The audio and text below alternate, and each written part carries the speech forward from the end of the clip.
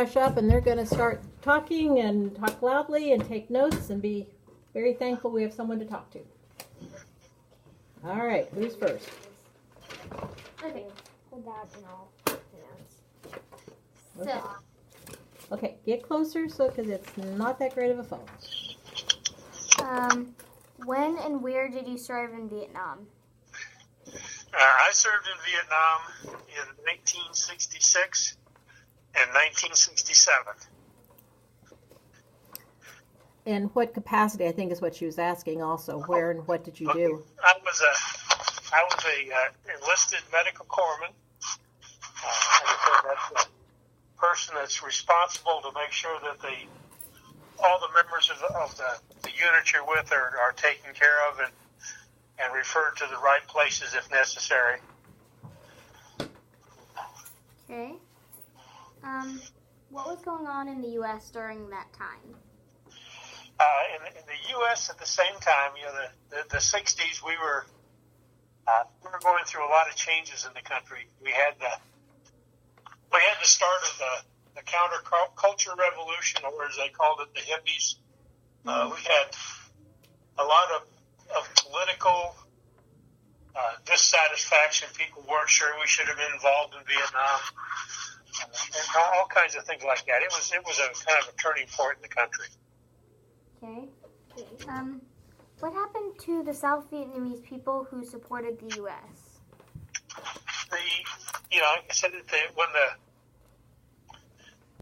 the politicians decided that they were going to end the war and stop our involvement in it, a lot of the Vietnamese who had helped the U.S. government were evacuated. Not very. We left a lot of them behind. If you've seen that, if you follow the thing, some of those people were put in re-education camps by the communists. A lot of them got out on their own, through the surrounding countries, or as they were, there were a lot of people who were called the boat people who got out of Vietnam at any means possible. Okay. Did you, by any chance, help any Vietnamese people escape? Well, no. By the time the Vietnam War ended, I was already back in the United States, so I couldn't get involved in it because I was still serving in the military. Okay. Can you tell us about the background of the Vietnam War or what it was about? The Vietnam War. We have to go all the way back to the end of the Second World War and the rise of the Soviet Union and communism. And a lot of people in the U.S. government were bound and determined that we were going to stop the spread of communism to the free world in any means possible. So we, a little bit more particular about the Vietnam War, the Indochina area, Vietnam, Laos, Cambodia, and Thailand, they were all part of at the end of the Second World War, they were under the French government. And, the United States, since we had been a colonial country, we didn't really have the desire to maintain, colonial powers. Mm-hmm.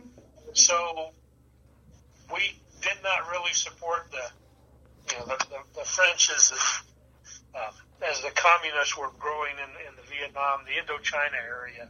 And in about 1954, 55, the French left Vietnam, and there was a meeting of a number of countries that decided that they would partition Vietnam from the north, to a North Vietnam, which would be the communist half, and the South Vietnam, which would be a republic, a non-communist half. Much like we had, happened in Korean War was going on at the same time. We partitioned that country, and that is still a divided country. And the communist North continued to press on in the South, and then the United States got involved in about 1956 and on, where we started providing advisors to the South Vietnam government, and it just continued to grow, and it's by leaps and bounds until we had over 500,000 soldiers involved in Vietnam. At the high point of the war. Mm-hmm. Okay, I think that's all our questions. Well, what's the most important thing to know about the Vietnam conflict? You talked about people getting out of Vietnam. After I came back from Vietnam, I was stationed at Fort Sam Houston, and one of the sergeants that I worked with, he brought his interpreter. Had been his interpreter in Vietnam. He brought her back to the States with him and married her. And then when I was coming back to Nebraska on leave, we moved her in with his family in Nebraska. And then he had to go back to Vietnam on another tour, and he was killed on that tour. And she's still in Nebraska, doing quite well.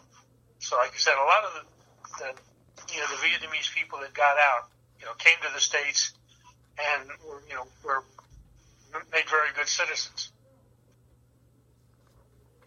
What's the most important thing to know about Vietnam? What do you think is the most important thing we should know about Vietnam? About Vietnam, being an ex-soldiers, we need to make sure that when we go into and commit military to a conflict, is that we have a clear exit strategy, and that we know why we're getting involved in the war, instead of being just for political reasons. So do you have any cute stories to tell about Emily that might be a little embarrassing? No. Not allowed. Ah, darn. Darn. Well, how about any stories about her brother that would be embarrassing? Well, yeah, I'll take those. Okay. Is there anything else you ladies like to know? Nope. Nope. Well, thank you so much for taking the time to talk to us. Is it raining there in Leavenworth as much? Not now. They say it's going to rain, but we haven't seen any on the ground yet. Well, it's pouring here, so I think the kids are going to do indoor recess again. Yeah. So, anyway. Hey, thank you so much. Thank you. Appreciate it. Thank you. Thank you. Bye. Thank you. Okay. All right. So, what kind of notes can you make? Oops, we better stop the recording.